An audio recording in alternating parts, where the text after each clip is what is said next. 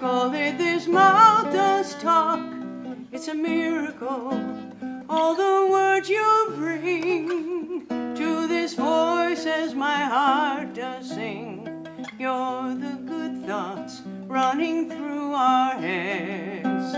You're the golden sun and our daily bread. You're the mountains and the ocean shore. In all heaven and earth, who could ask for more? You are the eagle in its winged flight, the hoot owl song in the starry night. Every baby in its mother's arms, sweetest angels that keep us from harm. Of all the miracles before our eyes, that bring sweet joy into our lives. You gave your life, you gave it all. Your love's the greatest gift of all, the greatest miracle of all.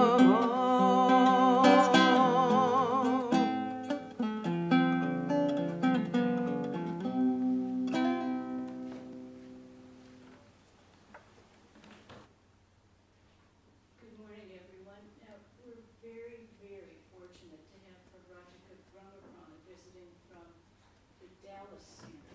She was here for over 30 years here in Santa Barbara. We haven't had the opportunity to have her back. So we are very happy. She's the minister in charge of our sub-center in Dallas. And she will be giving a slide presentation.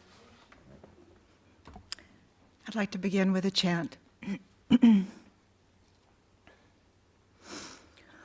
Om Vanme Manasi Pratishtita Mano Me Vachi Pratishtitam Aviravir Mahedi Vedasya Ma'a Nishtaha Shrutam Me Ma Prahasi Anena Ditena Horatran Sandadami Ritam Varishyami Satyam Varishyami Tanmamavatu Tadvaktaramavatu Avatu Mam Avatu Vaktaram. Om Shanti Shanti Shanti. Om.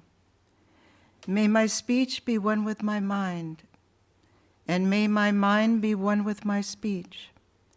O thou self-luminous Brahman, remove the veil of ignorance before me, that I may behold thy light.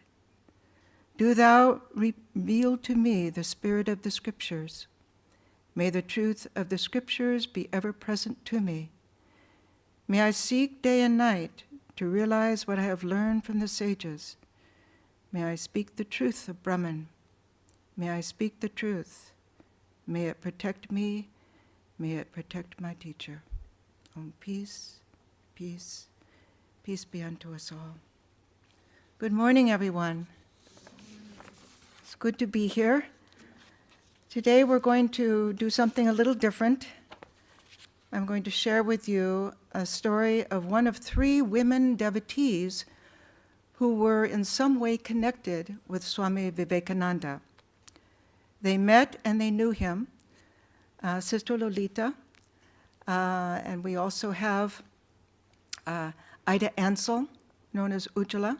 She used to take shorthand notes of Swami Vivekananda while he was speaking in America, and they were later published in the complete works of Vivekananda. And then Miss Josephine MacLeod, who called herself Vivekananda's friend, because Vivekananda was to her her very own self. So let us begin with She Touched God.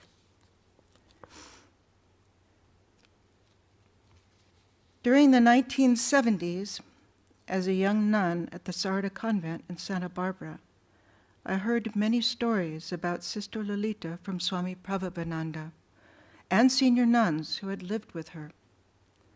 These stories inspired me and made me feel privy to a rich oral tradition of our early Vedanta movement in America. In the next 40 minutes or so, I would like to share some of these stories that described a saintly woman whose life of quiet strength became a role model for those sisters who had lived with her. To them, Sister Lalita was also not only one of the few then living followers of Swami Vivekananda,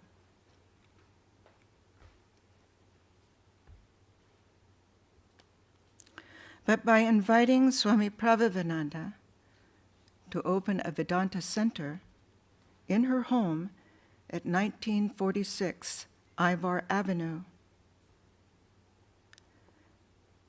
She made it possible for an important Vedanta work in Los Angeles to take root.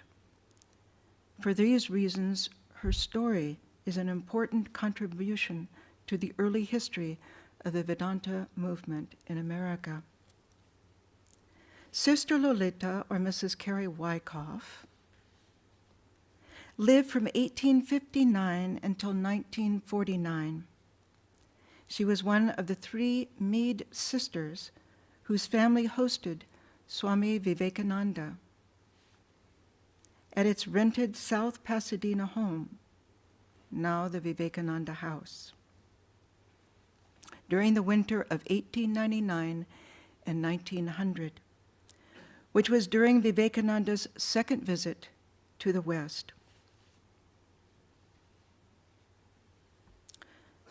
Swami Turiyananda, a direct disciple of Sri Ramakrishna, also visited the Mead sisters for 2 weeks in the summer of 1900, initiating Carrie Wyckoff in the rose garden of the Pasadena house. And later, Swami Trigunatita, another direct disciple of Sri Ramakrishna, who gave her the name Sister Lalita. But, as Pravrajika Brahmaprana explained, to those who knew her in her later years, she was simply sister. In fact, this affectionate term of endearment, sister, best encapsulates Sister Lalita's greatness, her unassuming nature and natural humility. Though she had associated intimately with the 3 direct disciples of Sri Ramakrishna, in December 1929, turned her home over to Swami Pravrajika, along with a hefty monthly annuity, and donated $10,000 of the $12,000 necessary to complete the Hollywood Temple's construction.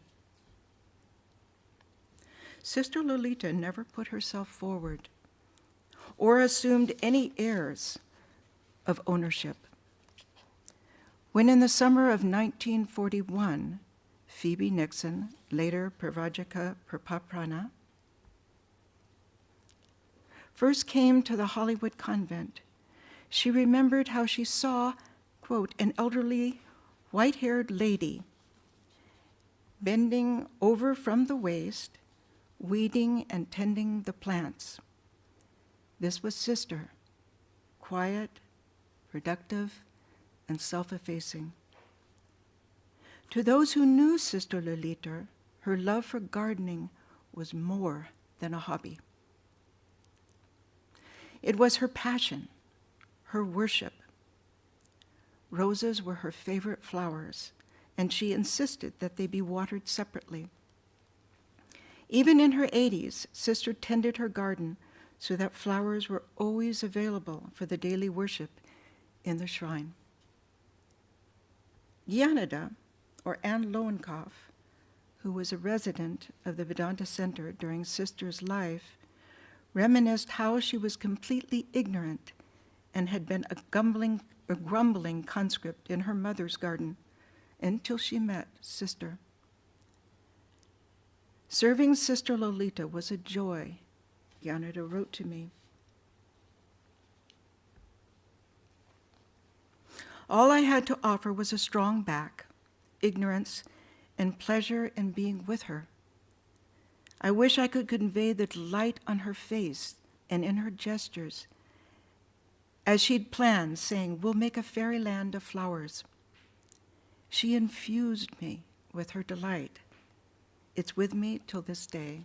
Vivekananda, Brahmaprana, and those who knew Sister have long since passed away. But several of the nuns here, Vrajaprana, Krishnaprana, myself, of course, met these women who passed down this oral tradition. Following in the footsteps of his master, Swami Brahmananda, Swami Pravrajika used to instruct his monastics at the center to garden at least 1 hour every day. Working with the soil, the Swami explained, cultivates honesty and simplicity, necessary prerequisites for spiritual life. These qualities were embedded in Sister's character. Be pure, be strong, and be true were the teachings she had received from Swami Vivekananda and his brother disciples, and they were the precepts she lived by. Once as Sister Lalita was preparing food in the Pasadena home,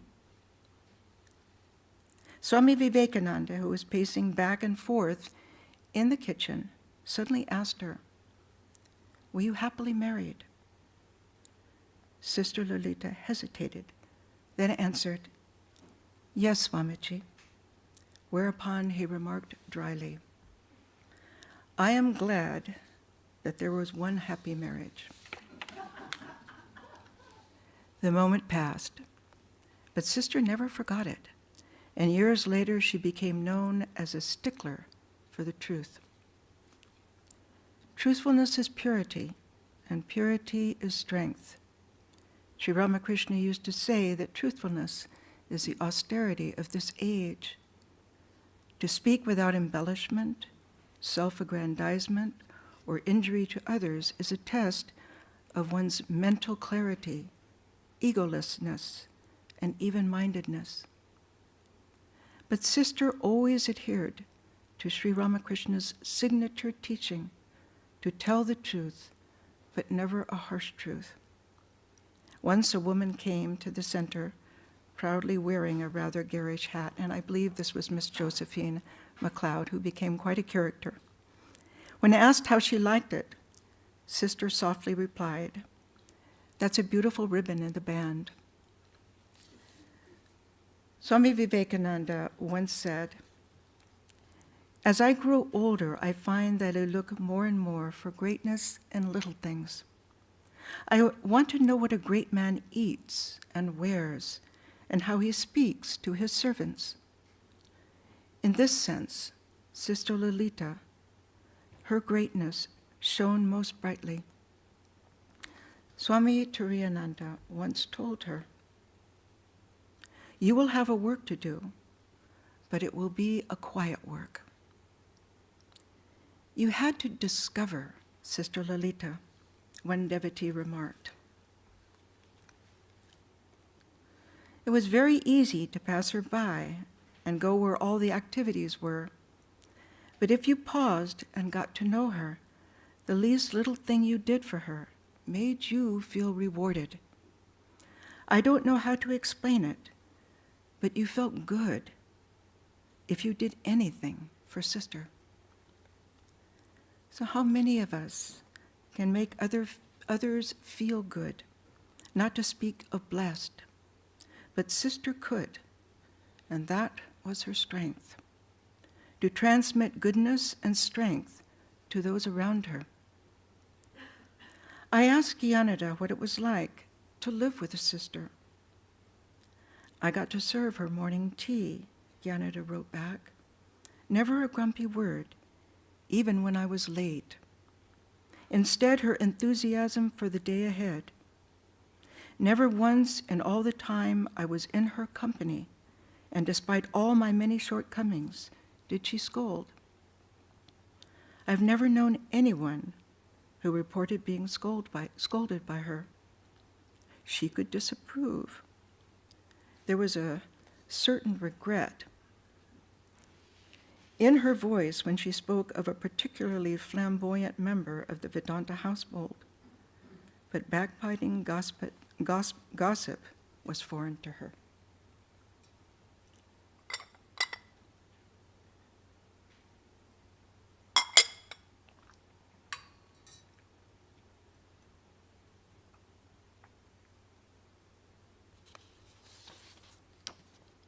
And here we see Ida Ansel, Sister Lalita, and Josephine MacLeod, the two women who passed away in our center who had met Swami Vivekananda. Gyanada went on to write, I don't know anything about her spiritual life, except that I felt it whenever I was near her. She blessed me, not with words, but with love and being, blessings that hold me still. And Gyanada wept as she wrote these words. So from where did Sister Lolita's greatness come? Sister herself once confided to Sudhira Helen Hall, a long-time devotee, a telling incident. At the house in Pasadena, the bedrooms were on the second floor. And if you ever get a chance, please do go to the Vivekananda house. It's something special. Steep, narrow steps connected the first and second floors, Sudhira reported. One morning, they were all coming down to breakfast, and Sister was right behind Swamiji. Suddenly, she got a little unsteady on those steep stairs, and she reached out in front of her, using Swamiji's shoulder to brace herself. According to Sister, the whole world just went away. She was in another place, in another consciousness, and she never remembered getting down the rest of the stairs. But somehow, he got her into the dining room and seated her, and then he took over. And he was so charming and so entertaining and so much fun that nobody noticed that Sister was all blanked out, that she was in another place. Just touching his shoulder had taken her there. From that moment on, Swamiji was God to Sister. Sudhira recalled how those who heard this story were moved by Sister's reverence when she stated, "He is God." Undoubtedly, Sister Lalita's inner experience on the staircase, hidden from the view of those who were present, was what nourished her later spiritual life. The sheer memory of that experience alone would undoubtedly have fueled her daily meditations and lifted her consciousness to a place where others, such as Gyanada, could feel a special sense of being, or as one nun expressed, a radiant serenity emanating from her. Still another verified, I always felt in her presence something quite wonderful. Sister was regular in her meditations. Even in her 80s, she went to the shrine 3 times a day. Pravrajika remembered how she would come into the shrine like a feather and sit cross-legged for an hour without moving.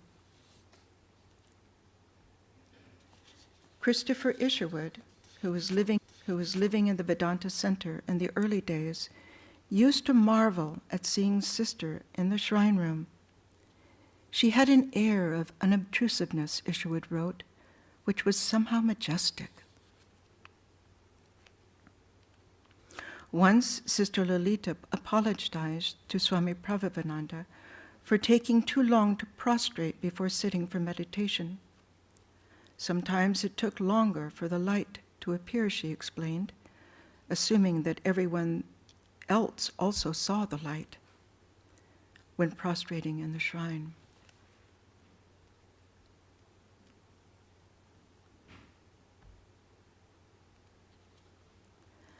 On Swami Vivekananda's Puja Day, Sister Lalita would offer a special breakfast in the shrine, which has since become a tradition at the Vedanta Society of Southern California. However, when Sister served the breakfast, it was as if she were back in the time at 309 Monterey Road, serving Swamiji his American breakfast, consisting of orange juice, 2 fried eggs, 2 strips of bacon, 2 pieces of toast and marmalade, and 2 cups of coffee with milk and sugar, the second one of which he would always enjoy with a cigarette. Those who attended this morning's service related how they felt that it was not simply a ritual. Vivekananda was there.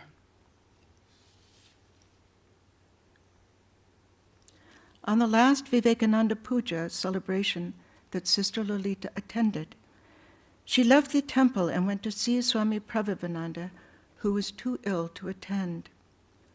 According to Aboya, Mrs. Camp Driver, who was the Swami's nurse and also a wonderful devotee, Sister entered the room, took his hand and said, "They're all there." The Swami nodded in assent, meaning Sri Ramakrishna, Holy Mother, Swami Vivekananda, and Swami Brahmananda. Though Sister Lalita knew that she had touched God, undoubtedly her memories of her day-to-day relationship with Vivekananda during his 4 weeks' stay with her family and his personal teachings to her also kindled her inner life and infused her with karma yoga, her karma yoga with mindfulness, meaning, and joy. When she was cooking, one resident remembered the tiniest seed had to be removed from the grapefruit, and she didn't rush around and drop things like most people do. Sometimes we'd be running late to get food cooked for offering, and we'd think it would never get done on time. Still, Sister didn't rush, and still everything was done exactly on time, and it was good.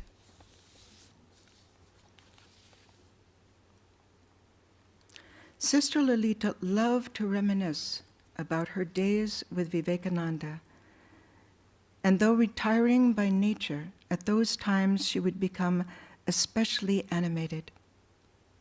To her, he was a living presence. Sister Lalita's early relationship with Swamiji was far from formal or remote. It was that of a close sibling. He was just like a brother, Sister remarked. When asked what it was like to live with Vivekananda, she responded, "He raised our consciousness up, so we didn't feel while we were with him anything but just love and joy. And he was so much fun." But no matter how informal and intimate her relationship with Swamiji was, it was not without awestruck moments when she and her sisters would suddenly realize that Christ himself was living in their midst.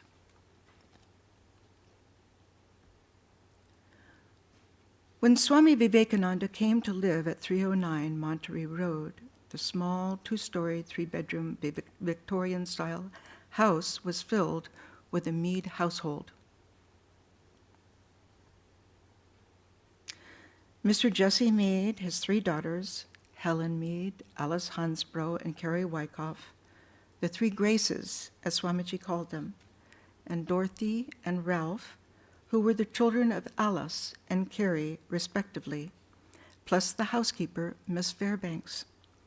And for a few days during Swamiji's visit, Miss Josephine McLeod also stayed with the Meads as their house guest. And when you go to the Vivekananda house, you'll remark, as I did, how tiny the rooms were. The house is really very, very small, and all these people were living there.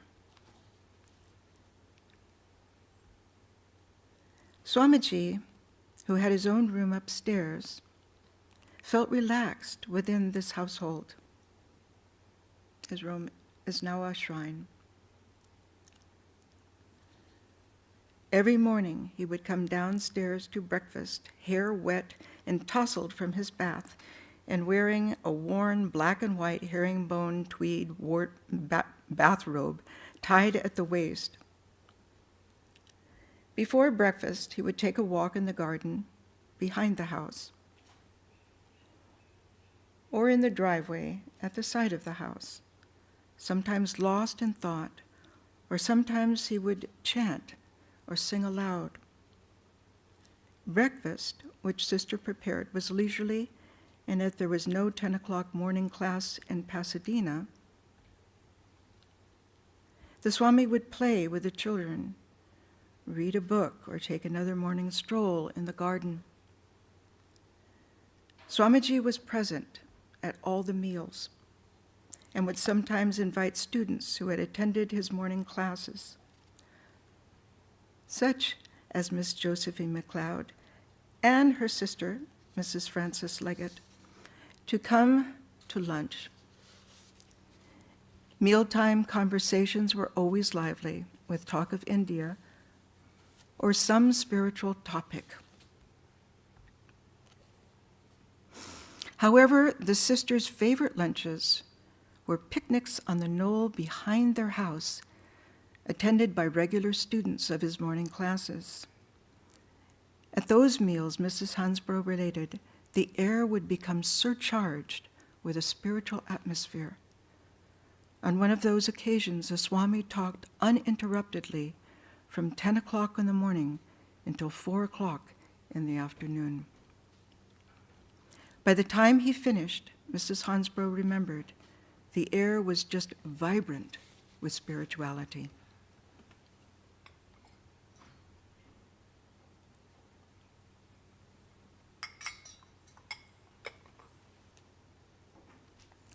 The sisters cherished those moments as much as the Swami's cozy, casual downtime, when he would relax on the couch after a meal, calling out to Mrs. Wyckoff, "You work so hard that it makes me tired." "Well, there have been some Marthas, and you are a Martha," referring to Mary and Martha in the Bible. Years later, Sister would reflect, "To think that I didn't sit and talk with Swamiji when I could have." But Vivekananda had patience with all of them. As Alice Hansbrough related, he took away any feeling that he was superior to us. In the afternoon, Swamiji would often write letters, stories, or poetry, such as "Who Knows How Mother Plays." Occasionally, he would give private interviews or sit for tea with family guests, sometimes in silence. Once, when this happened, the departing visitor turned to the sisters and asked, "Does this gentleman speak English?" But by late afternoon, Swamiji was ready to help Mrs. Wyckoff prepare dinner. Sometimes he prepared chili hot curries, hand grinding the spices as he sat cross-legged on the kitchen floor. Then the Swami would fry the spices in butter so hot their eyes would smart from the smoke that arose from the stovetop. These were the times when Swamiji was at his merriest. "Here comes Grandpa," he would call out. "Ladies are invited to leave." Such choice episodes undoubtedly played themselves over and over again as some of Sister's most cherished memories. The Vivekananda Lila in South Pasadena was the fortress of Sister's inner life.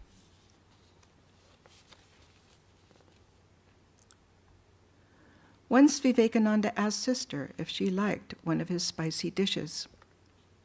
"Yes," she answered, but the Swami was not to be fooled. "Was it true or just for friendship's sake?" he asked. "I am afraid it was for friendship's sake," came the reluctant response. In simple ways such as these, the Swami changed those whose lives he touched. After dinner, the table would be cleared, a fire lit, and the Swami would gather with the family and an occasional guest, such as Miss Josephine McLeod.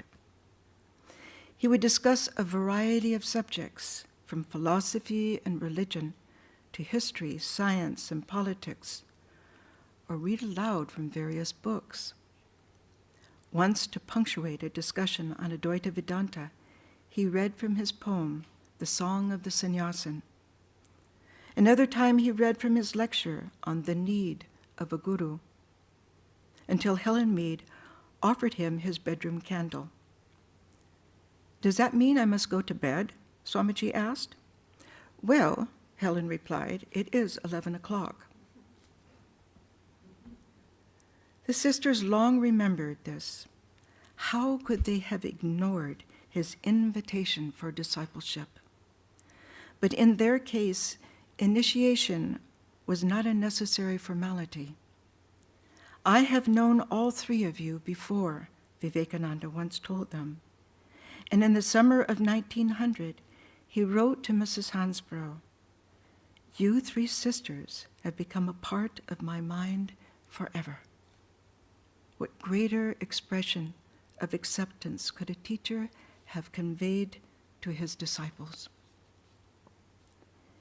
It is curious to see how in Sister's life, strength and humility went hand in hand. The first words that Sister ever heard from Swami Vivekananda's lips were those of strength. On December 8th, 1899, the three Mead sisters attended the world-famous Swami's first Los Angeles lecture in Blanchard Hall. "God cannot be known to the external senses," Vivekananda stated then.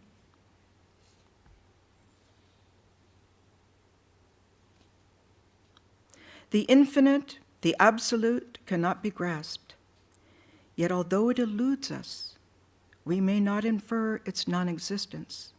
It exists."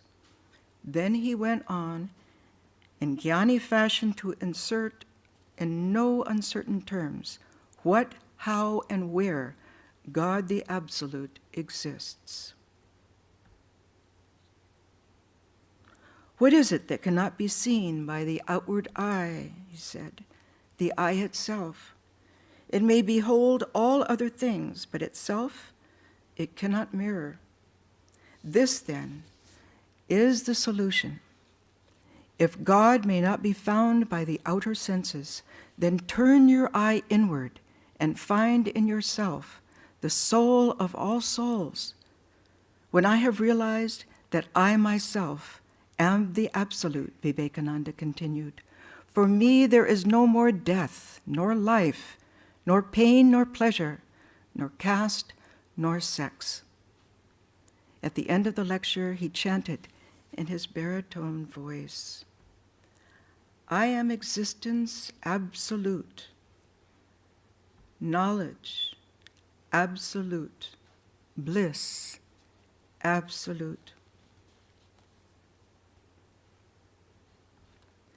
Sister Lalita had tasted that ocean of existence, knowledge, and bliss when she touched Vivekananda on the staircase in her home. She had touched God, and such a vast ocean of consciousness had swelled up deep within her that she lost normal consciousness. No doubt that experience served as a witness by which she was later able to measure all the events of her life. It was also undoubtedly the same source of strength by which she was able to see equality and spiritual strength in all those around her. Why else would she be sometimes prompted to step aside for even those younger than she to enter a room first? Sister Lalita knew, after all, that the ocean of consciousness that manifested within her was also present within all. That experience also gave Sister a working strength. She never hid behind a false sense of perfection. It seemed effortless for her to simply admit her foibles with a humorous, "Well, I needn't do that again," and then get on with her life. The sense of humor, a mark of her detachment, made her a natural peacemaker. Just relax, she would say when tensions would build up between residents at the Vedanta Center. Don't hurry. Don't rush. 5 minutes one way or another wouldn't make a difference. And people would listen. Pravrajika Brahmaprana wrote me, Sister was sweet at all times and totally self-effacing. She walked so softly you could hardly hear her. But at the same time, she had strength of character and conviction.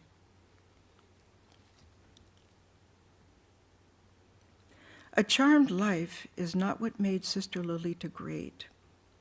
She understood tragedy and loss. In 1925, Ralph, her only son, was buried in a landslide and seriously injured. He lingered for 3 days afterwards. On the third night, Mrs. Wyckoff dreamt that Swami Vivekananda, knee-deep in ocean water, was walking towards the shore, carrying Ralph in his arms. When she awoke, she realized that Ralph had died. Carrie Wyckoff was devastated, and her health suffered from the shock and grief of her loss. However, this was not the first time that she had endured unbearable suffering. One day in 1900, after a severe bout of depression, Carrie Wyckoff reached for a pipe that Vivekananda had left behind on the mantel of the Pasadena house as a keepsake. I always leave behind something wherever I go, the Swami had said. I'm going to leave this pipe when I go to San Francisco. As soon as Mrs. Wyckoff picked up the pipe, she heard Vivekananda's voice. Is it so hard, madam? For some reason, she rubbed the pipe against her forehead, and her suffering was transformed into a feeling of well-being. That pipe now belongs to the Vedanta Society of Southern California. However, with Ralph's death in 1925, Sister Lalita's grief was finally assuaged in a different way. It must have been about 3 years later in 1928 that Sister met Swami Pravrajika of the Vedanta Society of Portland, who was lecturing in California at that time. She felt drawn like a mother to this young Swami. Because Sister also revered Pravrajika as a teacher, she asked to help with his Vedanta work, first in Portland, then a year later, she invited the Swami to accept her home in the Hollywood Hills. As a Vedanta center in Los Angeles. And today, this house is still there. It's a center for our bookstore and our offices. And there is a living room where we have satsangs with visiting Swamis.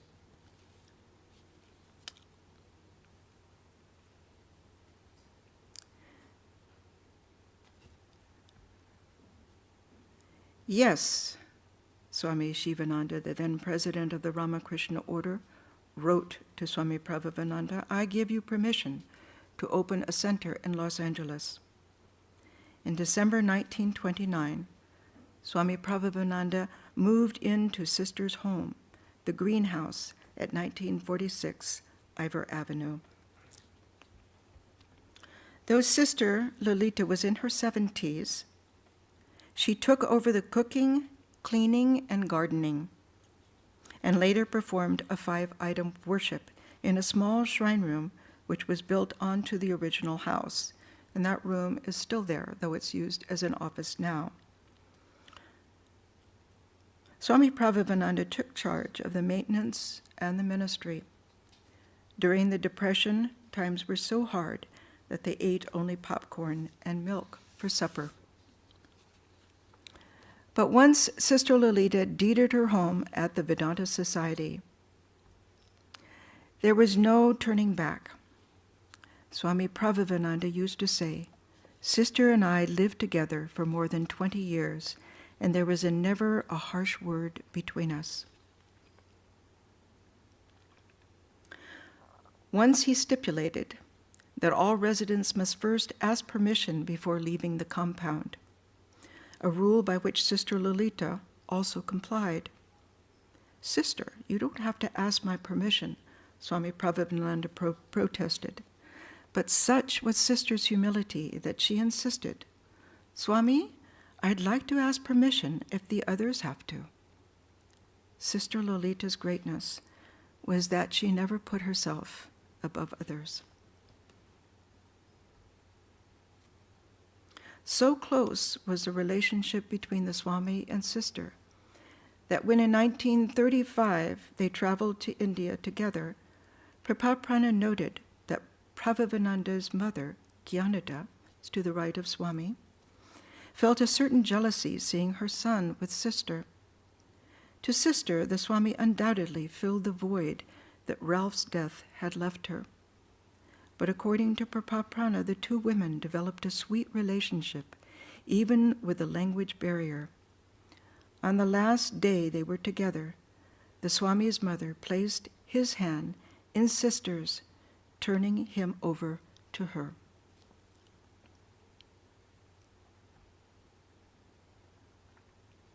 While in India, Swami Pravrajika and Sister Lalita associated with two direct disciples of Ramakrishna, Swamis Akhandananda and Vivekananda, the president and vice president of the Ramakrishna order. "Isn't Sister Lalita wonderful?" Swami Vivekananda remarked to Swami Pravrajika. "We traveled in the same car for so many hours, and she never said a word. How quiet." This is a big difference between Sister and Josephine MacLeod. Sister's quietude was extraordinary, unprompted by shyness. Rather, it came from being completely at peace with herself. And I just interject that during that visit, Swami Pravrajika purchased the little teakwood shrine that's in our Hollywood temple, and both of the direct disciples, Swami Vivekananda and Swami Akhandananda, came to his room and talked with him for an hour each time while they were touching the shrine. So that shrine is especially blessed. In July 1949, Sister Lalita contracted pneumonia while staying in the Santa Barbara convent. Those who nursed Sister felt privileged to serve her. By just looking at her face, one would feel joy well up within. One resident remembered, "Sister was always dainty and oh so feminine," Gyanada remembered. "I loved to look at her." Even though bedridden, she would ask that a ribbon be first put in her hair before the doctor came. But Sister was never demanding. When the nuns noticed that her bed socks were worn and asked why she had not asked that they be replaced, she gently offered, "Oh, I was planning to go into town to buy some." Pravrajika noticed that as the end approached, Sister was detaching herself and withdrawing into another world. Another nun also observed, you could feel during these last days that Swamiji was with her. She would sometimes gesture as though she were trying to touch something. A few days before Sister Lalita passed away, Pravrajika remembered, Swami Pravrajika gave her Ganges water, and she repeated after him the names of Sri Ramakrishna, Holy Mother, Swamiji and Maharaj, Swami Brahmananda, and Swami Turiyananda. She went on to say, Gyanada was in her room early in the morning of the 23rd July, 1949. A little sigh from Sister caused her to look up. Sister quietly slipped out of this world, as quietly as she had lived in it, for after all, hers was a quiet work, but for those who had the privilege to know her, what a great work it was. I'd like to end with a guided meditation that Swami Vivekananda shared with Western devotees who accompanied him to Camp Taylor in the Redwoods. It's a meditation on strength. At Camp Taylor, he trained these Westerners in the ancient Indian Rishi forest dweller style, and he chose the elements of nature to expand their mind and heart. His American student, Ida Ansel, wrote, "I close my eyes and see him, Vivekananda, standing there in the soft blackness with sparks from the blazing log fire flying through it and a day-old moon overhead. Swami said to us, 'You may meditate on whatever you wish, but I shall meditate on the heart of a lion. That gives strength.'" So let us join in this meditation by sitting straight in our chairs, and you can hold your hands loosely in your lap or at chest level, however you prefer. Close our eyes and take in 3 deep breaths, breathing in strength and expelling all weakness, all low, mundane thoughts.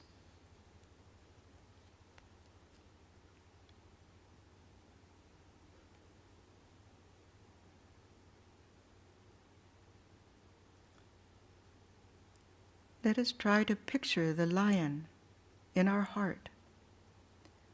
The heart is the center of our sense of identity, the center of our being.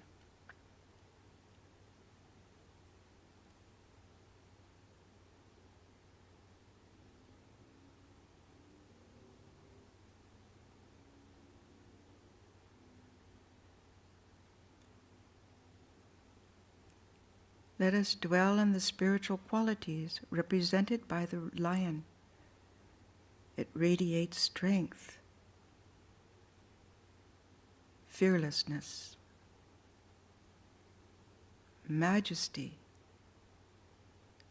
mastery, freedom.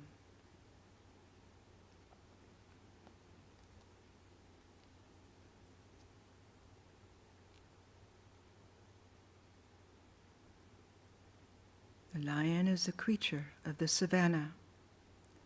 It has no enemies, and therefore fears no one. It knows it is a match for all circumstances.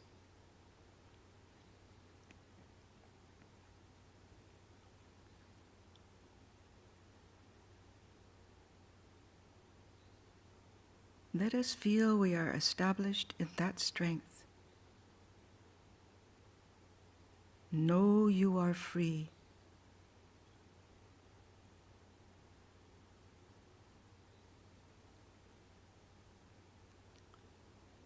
Strength blazes from the eyes of the lion.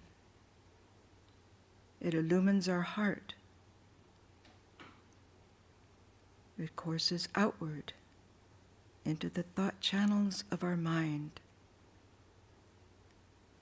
Our veins, the sinews of our arms, hands, and feet.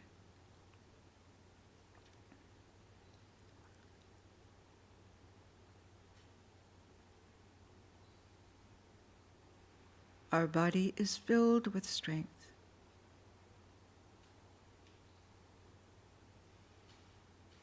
Our mind is established in strength.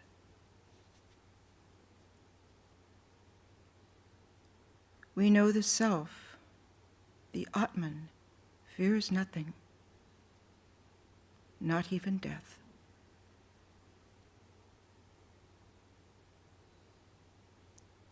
We are centered in that which transcends time, space, and all that belongs to this fleeting world. of matter.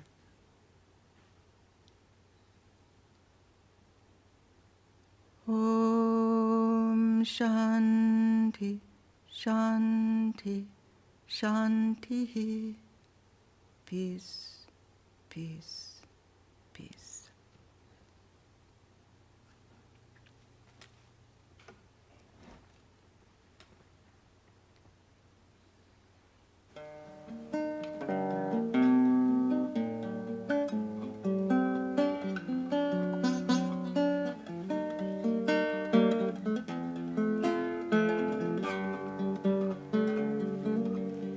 I see your face in the sun, making days so very bright.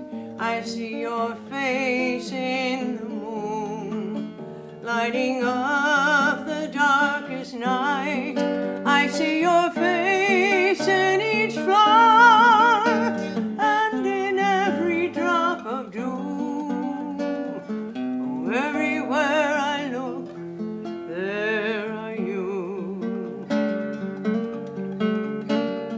I see you in the mountains with such silent majesty. I see you in the treetops and in birds that fly so free.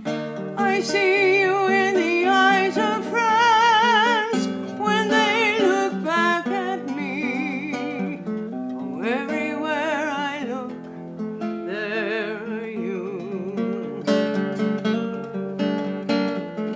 Even when dark clouds do sometimes hide the sun, and your face seems hidden, and I feel so all alone, I still know that I'm your child, surrounded by your grace.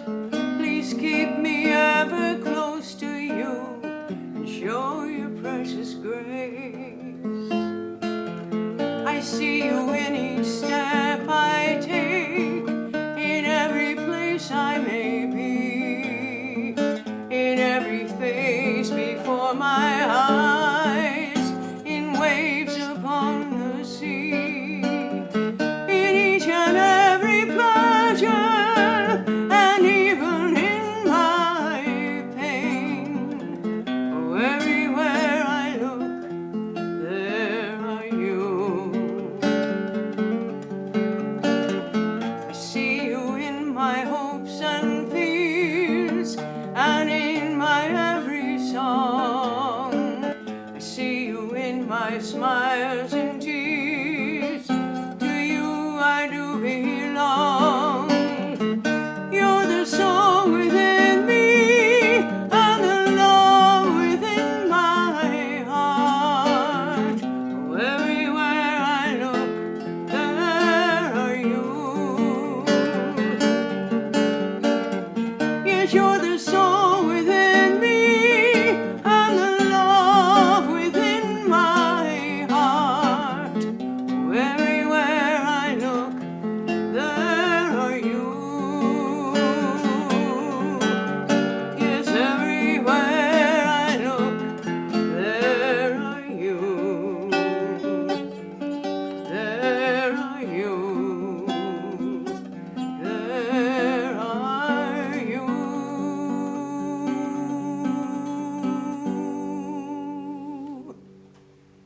It's beautiful. Thank you very much. I think everyone's got a good understanding of how Southern California started. We're celebrating the 75th anniversary of the founding of the continent. Without this, we wouldn't have a continent. We wouldn't have a center. So we're hoping that all of you will share reminiscences, writing down tours of what the center and the mostly the convent nuns mean. You can hand them in at the bookstore, or if you've got an email, go ahead. But we certainly appreciate this kind of Preamble. preamble to the celebration, which will happen in October. Okay, Thank you so much for coming. It's a joy. I'll meet with you outdoors. Okay. At the door. Yes.